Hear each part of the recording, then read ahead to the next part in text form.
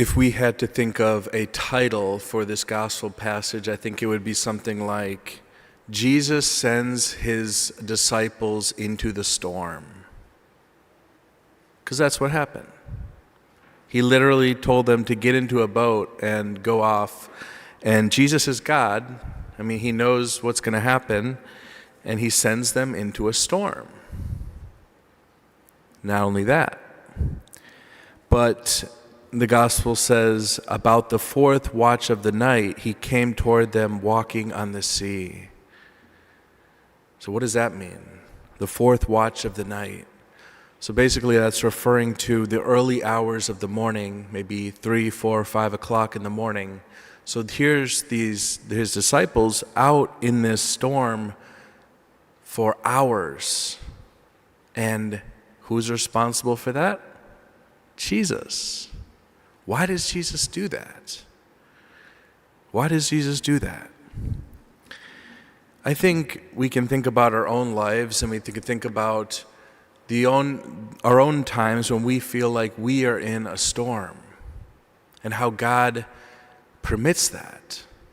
Not only does he permit that, but I think sometimes he brings that about. He sends us into the storm, not to frustrate our lives, but to allow us to grow in trust. To allow us to grow in trust, faith, love, perseverance. There's so many virtues that we can live out in those moments. But those storms are so important for our lives. If we don't have those moments, then what happens?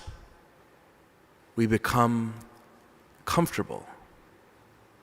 And comfort is the enemy of the spiritual life. If we don't feel like we have any problems or crisis or difficulties, I think that is the biggest tragedy of all. Because we start to lose our love for God. We start to lose our faith. Those moments are so important. And it's also important to think about, how do we live those moments? How do we live those moments? Do we, like the disciples, enter into panic? Do we lose faith? Do we think that God has abandoned us? Now, I think that oftentimes we can blame God and say, God, where are you? I'm going through this difficulty. You don't love me. You've abandoned me. It's just the opposite. It's precisely because he loves us that he allows those things. It's precisely because he loves us.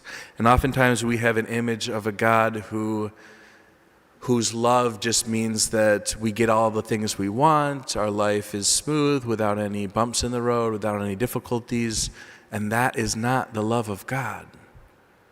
God is always going to permit things in our life and even bring about things in our life that purify our love for him, that allow us to step out of our comfort zone, to grow. Because again, the greatest tragedy in our lives is when we encounter nothing difficult.